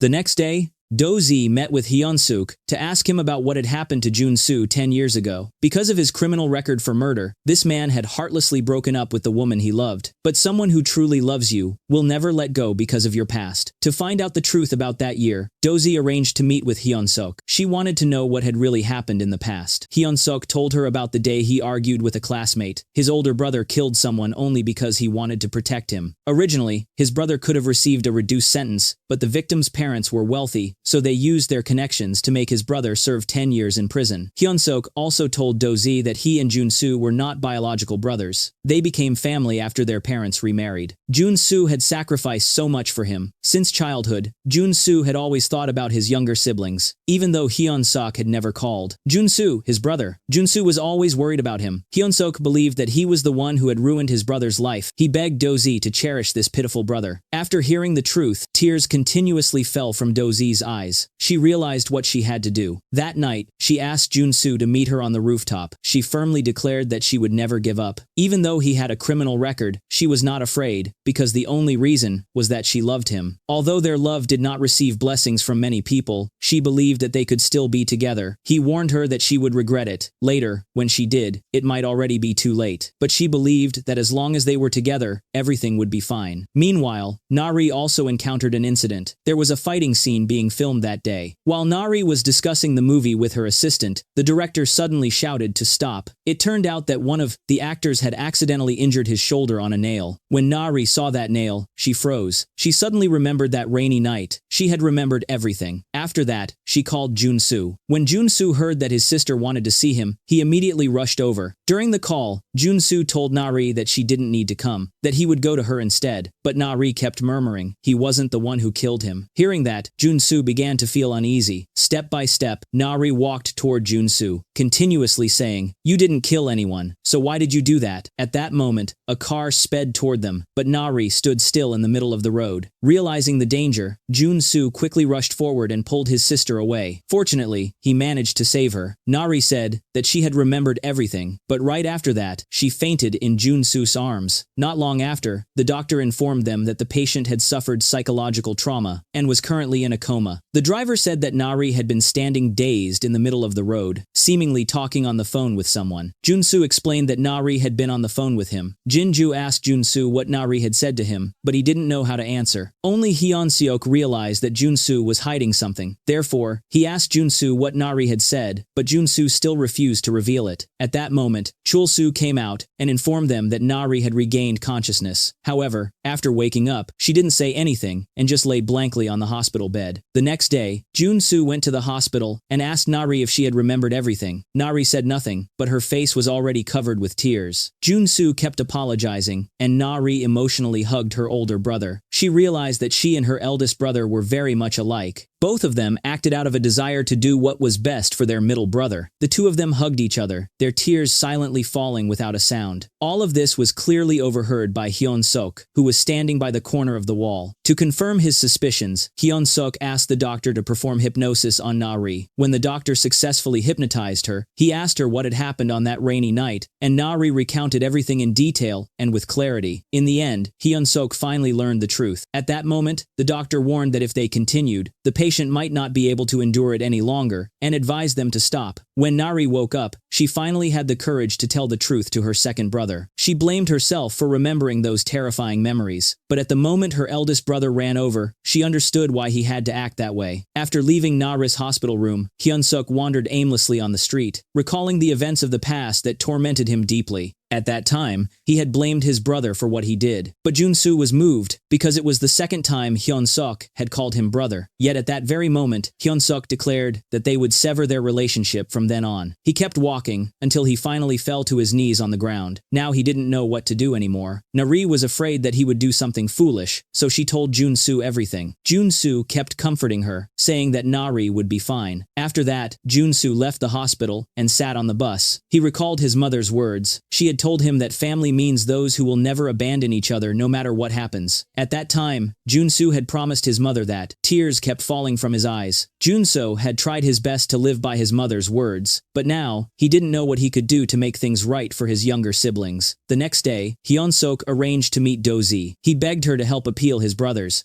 case, and decided to reveal the entire truth. The real killer was him. Hearing that, Dozy was completely shocked. Not long after, Jun Su received a call from Doozy. The two agreed to meet on the rooftop. Doozy said that she already knew everything and wanted to confirm whether what Hyun Suk said was true. However, Jun Su said it had only been an accident. At that time, Hyun Suk didn't even know the victim had died. Then Jun Su knelt down in front of Doozy. He said that at that moment, he had no other choice, because the police were coming, and he couldn't let Hyun Suk be in danger. But Doozy felt that Jun Su didn't trust her. He shouldn't have hidden the truth. She didn't know whether she could continue moving forward or not. After saying that, she left, leaving Jun Su sitting there, crying alone. This man had taken the blame for his stepmother's son and spent 10 years in prison. In the end, the truth was finally revealed. Hyun Suk never expected that this brother, who wasn't related to him by blood, had sacrificed so much for him. That night, Hyun Suk asked his brother to meet him at the park and said, "What am I in your life? Why did you have to bear the charge of murder in my place?" Facing his younger brother's questions, Jun Su explained why he had confessed to murder back then. It was because he had always believed that the death of their stepmother was connected to his decision to leave home. Therefore, he had decided to protect his younger brother and take the blame in his place. Suddenly, Hyun Suk knelt down. He said that he had always felt something was strange about what happened that year, but at the time, he was too young and only thought about running away. After saying that, he turned and left because he already knew what he had to do. The next day, Hyun Suk arranged to meet Jinju. He told his sister everything. After hearing it, Jinju couldn't hold back her tears. Her face was soaked. On her way home, she kept recalling all the arguments she had with her brother and how she had slapped him more than once. These memories made her feel deeply regretful. So she went to the room Jun Su had rented, crying as she said that he was too selfish. In the end, she asked, "What are we to you that made you ruin your own life like this?" Jun Su could only apologize. He admitted that he had been foolish in the past. After everything that had happened, he finally realized he had been wrong. Jinju also said, "We never once believed that you were capable of killing someone. Really." After saying that, she apologized to him and left. At that moment, Jun Su could no longer hold back his emotions and burst into tears. Meanwhile, Hyun Suk went to the police station to turn himself in for the murder he had committed that year. He wanted to atone for his mistake. He firmly stated that he had beaten that man to death with the intention of seeking justice for his brother. The prosecutor also understood why Jun Su had claimed to be the killer back then. It turned out that Jun Su was afraid the incident would affect Hyun Suk's future. Not long after, Jun Su also went to see the prosecutor and said that his younger brother had accidentally killed that young master. If Hyun Suk had known that the man was dead, he certainly wouldn't have run away from the scene. To verify the truth of Hyun Suk's words, the prosecutor used a lie detector. The test results proved that Hyun Suk truly didn't know the young master had died. Then, the prosecutor said that although Jun Su had always insisted he was the killer, that statement could not be considered valid evidence to prove he was guilty. Therefore, the prosecutor advised him not to use the law to hide his feelings of guilt. At that moment, Hyun Suk's face was covered with tears of remorse. When he came outside, he told his older brother, who had been waiting for him for a long time, that his statement could not be considered intentional murder. Hearing that, Jun Su hugged Hyun Suk tightly. A little while later, the two of them returned home. After everything that had happened, Nari tried every possible way to take care of Hyun Suk, which made him feel embarrassed. When it was time to sleep, she even wanted to sing a lullaby for him. That also made him cheerful again. On the other side, Ju Young told the chairman about Hyun Suk's story. The chairman then questioned Do-zi, asking why she hadn't informed him about it. Do-zi explained that Jun Su had always been hiding the truth, and now she no longer believed in this love. This man, in order to atone for his sins, had given up his career as a prosecutor and gone to work at a construction site. When his brother found out, not only did he not stop him, but he also joined him at the construction site. However, since Hyun Suk had never endured hardship before, he tripped while climbing the stairs. Fortunately, Jun Su, who was behind him, caught him just in time. After that, the two worked together in perfect harmony. Unexpectedly, the two brothers spent their days working as laborers at the construction site, and their nights selling goods on the street. Although every day was full of hard work, Hyun Suk felt very happy. One day, while they were working at the construction site, Jun Su's bracelet accidentally broke. It was the keepsake that Do-zi had given him. He immediately jumped down to retrieve it, but luckily, Hyun Suk managed to pull him back in time. The other workers quickly rushed over to help as well. Fortunately, everyone managed to pull Jun Su back up. After saving him, the two brothers hugged each other and stood there for a long time. That evening, the two of them searched together for the beads from the bracelet, but no matter how hard they looked, one bead was still missing. At that moment, Ju Young also arrived. Seeing the beads in Jun Su's hand, She asked if they were from Dozi's bracelet. Hearing that, his younger brother finally understood why Jun Su had jumped down. In the end, with Ju Young's help, they successfully found the last missing bead. When Jun Su saw that all the beads were found, he was as happy as a child. Then, a worker came over and told Ju Young about what had happened earlier that day. After hearing it, Ju Young widened her eyes and looked at Jun Su. That night, Ju Young went to Dozi's room. She grabbed Dozi's hand and noticed that her bracelet was gone. Then she told Dozi that Jun Su had nearly lost his life because of that bracelet. At that moment, Dozi realized how important she truly was in Jun Su's heart. The next day, the two brothers continued their job delivering goods. Dozi also drove there and watched Jun Su working from a distance. When she left, Jun Su noticed her and immediately ran after her because he knew this was his only chance. From the rearview mirror, Dozi saw Jun Su running after her. Her heart felt complicated and she didn't know what to do. She remembered the time before when Jun Su had also chased after her car, so she softened and was about to stop. However, when Dozi looked back, again, she realized that Jun Su was no longer there. Panic surged inside her. She was afraid something bad might have happened to him. The memories of the past flashed through her mind. Jun Su walked down the street, crying. Suddenly, Dozi stopped her car by the roadside and ran back to look for him. Finally, among the vast crowd, she found Jun Su. Jun Su expressed his wish to start over, but he didn't know how. This was the only way he could think of. This was the real Jun Su. Looking at the man standing before her, she decided to start over with him. So she reached out her hand to introduce herself, saying that she was Na Dozi. After a long time of waiting, the two of them were finally together again. Not long after, the day of Jun Su's appeal trial arrived. 10 years ago, he had taken the blame for his stepmother's son and gone to prison. Now, it was the day of the retrial. The younger brother deeply regretted his actions, so he apologized to both the judges and his brother.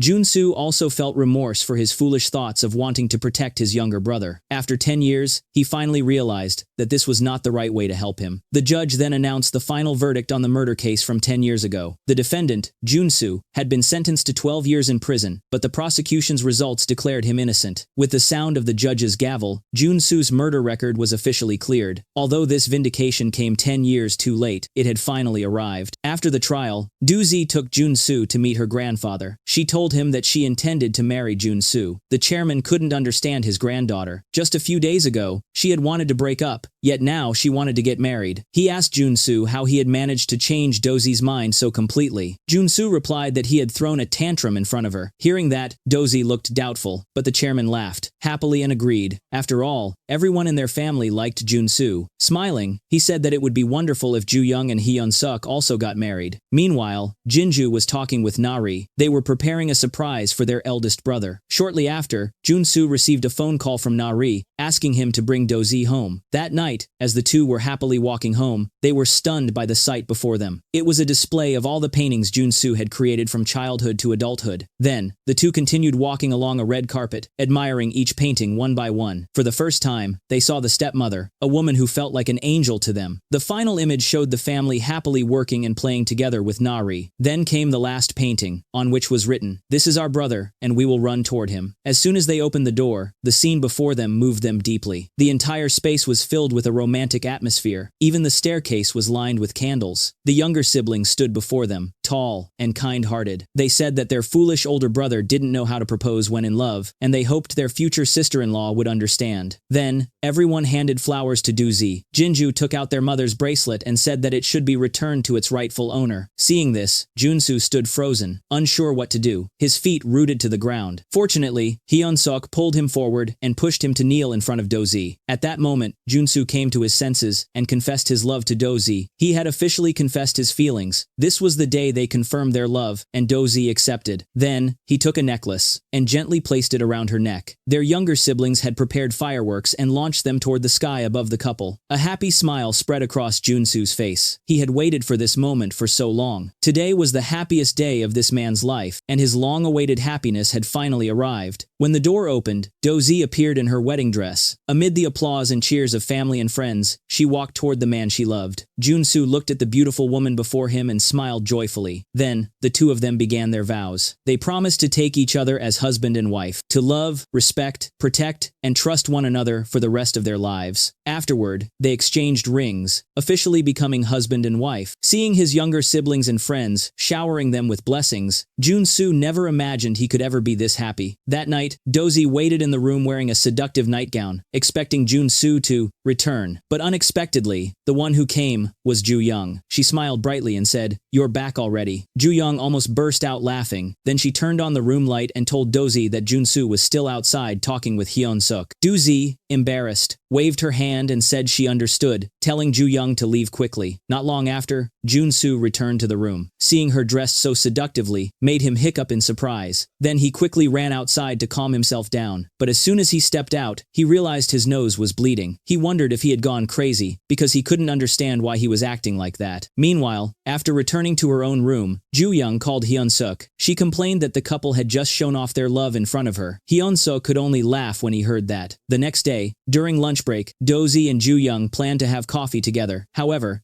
as soon as Ju Young entered the elevator, Dozy told her she had something urgent to do and couldn't join her. Ju Young had no choice but to go alone. When she reached the 7th floor, the elevator stopped. As the door opened, she saw Jun Su standing outside holding a board that said, "The first time I met you, I didn't recognize you. I'm sorry." Then, when the elevator reached the 5th floor, there were more boards with confessions. "At that time, you made me smile once again. Thank you." Finally, the elevator arrived at the 1st floor. Filled with excitement, Ju Young stepped out and walked toward Hyun Suk. Hyun Suk was holding the last board. Gathering all his courage, he confessed to her, "I love you." Ju Young was so moved that tears streamed down her face. Then, Hyun Suk knelt down and held out his hand. Ju Young placed her hand into his, and Hyun Suk slowly slipped a ring onto her finger. After putting the ring on, he stood up and said, "Although it's just a simple ring, I used all my savings to buy it. Before we get married, you can wear this one for now." Ju Young replied that she didn't need another ring, because this one already gave her complete happiness. Finally, with everyone's blessings, Hyun Suk successfully proposed to Ju Young. That day, everyone sat together in front of the TV to watch Nari's award ceremony. Not long before that, Nari had won the Best New Actress award for her performance. The whole family felt overjoyed for her. Jun Su even stood up in excitement, while Nari gave her acceptance speech. First, she thanked Dozy and Jun Su for becoming family to her. She also didn't forget to mention her second brother and sister Ju Young, who were about to get married. Finally, she spoke of the sister she loved the most and thanked her for raising her from childhood to adulthood. Finally, she mentioned her eldest brother. Although her second brother might feel jealous hearing this, to her eldest brother was both a father and a mother, and also her very soul. Then, she made a gesture that only the two of them could understand. The people around had no idea what it meant, but they all raised their hands to show their love as well. Suddenly, Jinju felt a sharp pain in her stomach. She was about to give birth. Everyone quickly rushed her to the hospital. Outside, Dozy and Ju Young could hear her heartbreaking screams of pain, and they both became terrified of childbirth. One of them even exclaimed that she would never have children. Dozy, who had once planned to have 10 children, now changed her mind. Hearing that, Jun Su was left speechless. Nari also said that she would never get married, and both of her older brothers nodded in agreement with that decision. Not long after, Jinju gave birth to a baby boy. Nari praised the baby, saying he was adorable, but Jun Su said the baby looked ugly. The mother-in-law then asked if everyone knew the legend, that the goddess of childbirth would take away all the beautiful babies. Jun Su recalled the moment when his mother gave birth to Nari. She had once said the same thing. It turned out that when Nari was born, Jun Su said his little sister was beautiful, and his father scolded him, saying that a newborn should be called ugly so that the goddess of childbirth wouldn't take the baby away. There was no denying that Nari was truly blessed to have such a loving older brother. After that, everyone went to the hospital room to visit Jinju. Jun Su praised his sister, saying she was such a wonderful mother. At that moment, Chul Su entered the room in tears, saying that their child was incredibly handsome. He was immediately scolded by his mother for saying that, which made everyone burst out laughing. Time passed. Quickly, 3 years went by. The whole family gathered in the yard. Jun Su now had a daughter of his own. Jinju's child had grown up, and Hyun Sok's wife was pregnant. Nari had become a famous star. In the end, they all splashed water and played together just like in their childhood days. Bright smiles spread across everyone's faces, but my own face was already covered in tears. It truly was a touching story, wasn't it? Thank you for watching, and goodbye.